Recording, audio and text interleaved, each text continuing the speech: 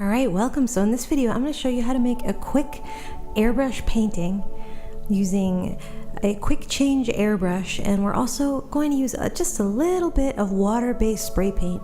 I like Montana water-based 300 for the planets.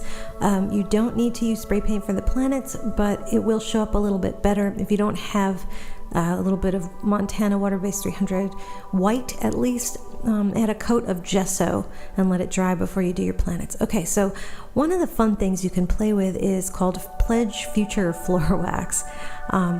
It's basically an acrylic gloss. If you can't find that, it's basically just a really nice acrylic gloss, so you can just use acrylic gloss.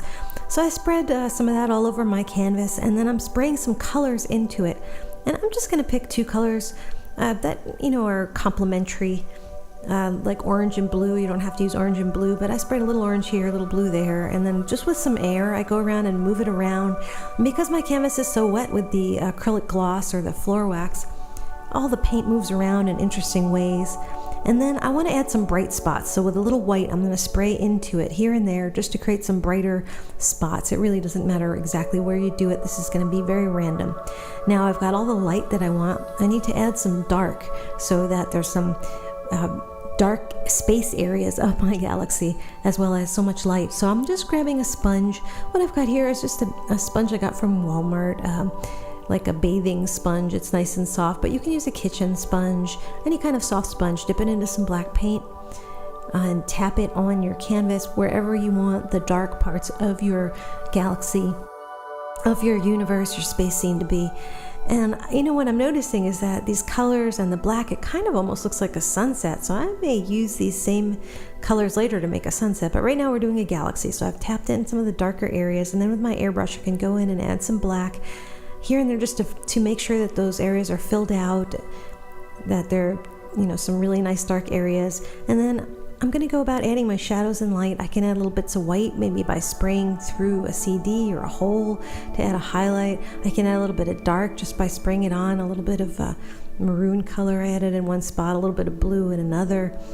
And then to make stars, I just spray some white onto a palette knife or a piece of paper, or just, in this case, a wooden stick that I have lying around, and shake it on.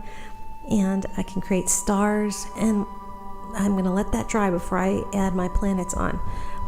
Now, these techniques, this is just a very simple use of them. You can use these same techniques to make all kinds of stuff like landscapes, ocean, seascapes. You can paint pretty much anything you want using these techniques. So if you're curious about how to use your airbrush or spray paint to do really cool stuff fast, go to airbrushpaintingsecrets.com to learn about airbrush, or spraypaintartsecrets.com to learn about spray paint techniques. Alright, so to make a planet, I'm going to cut out circles with an X-Acto knife, and I just have these lying around. If you treat them well, they'll last a long time. And I like to use a little bit of water-based spray paint because it shows up a little bit better than just straight airbrush paint. If you want to prep that circle, put a little gesso in it. You can get gesso as a spray, so just spray that on and let it dry for 5 minutes or so, and that'll do the same thing. But I like to use these spray cans because the planets show up a lot better. I spray on a couple layers of color, usually a light color and then a darker color, like a little white and a little orange, and then I brush either a paper, newspaper, crumpled newspaper, or some other kind of paper across it to make a pattern. And then I go about adding my highlights and my shadow just by adding a little white on one side and a little, usually black on the other, with my airbrush. If I don't like the pattern, I can go back and tap on it again and add the highlight and the shadow again. And that's pretty much all we need to make a nice planet. And we've got our galaxy, and now all we need to do is add the final details. So to make some spray stars, all you need to do is poke a hole in some poster board, spray through it. That way you'll get a nice fuzzy kind of a spray star, and you can put them anywhere. I like to put them in places where there's already a little bit of a glow, so it looks like they're causing the glow. To make a comet, if you fold a piece of poster board over and spray a little white into it, you can make a nice comet. I know if you're using like a different kind of airbrush that has precision, you can make it just directly with the airbrush, but if you don't have that, this is a great way of doing it. And the advantage of these quick change brushes is that they change quickly, which is pretty much the point. You can make another little planet with a hole, in this case like through a CD. Just spray a little white on one side, a little black on the other, and you got a planet there. And anywhere I want to add a little bit more detail to my galaxy, I can just take a chunk of sponge, dip it into some white paint, and tap on some detail, maybe to add some edges to my galaxy. I can blur it with my finger if I want it to be blurrier, kind of play with your paint, create some nice edges. Can be a way of adding some nice detail. But if it's too much, blur it out with your finger and you'll get some new effects. There's lots of fun stuff you can do with these techniques. So now we've got our painting done. I like to paint the edges of my canvas with black. It just really frames it nicely. So I get a cheap black paint to do this. You don't want to waste your expensive artist quality paints on painting the sides. I just get something from department store, cheapest quality. Spray it, put it on my brush, maybe add a little bit of water so that it flows, and paint the edges of my canvas, and see it frames it really nicely. And once I've got my edges painted, I like to put an acrylic gloss on it. So you go to your art store, you can find acrylic gloss there. And I'll show you that in a moment as soon as we get the edges painted.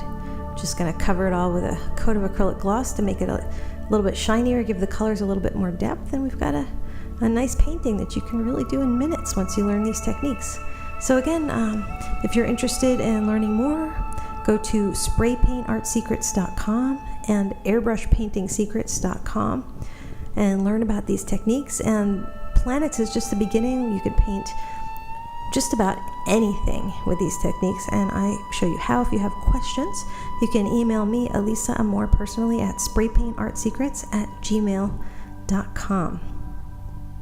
So here's my acrylic gloss, and I'm just brushing it over, and because my black paint is still wet, I get a little bit of black paint in there, not a problem. Just remove it with a sponge in a moment and let this painting dry, and it'll dry real pretty. And you'll have a nice something to bring to the gallery, or something to give away as a gift, or just something that you enjoyed making and improvising.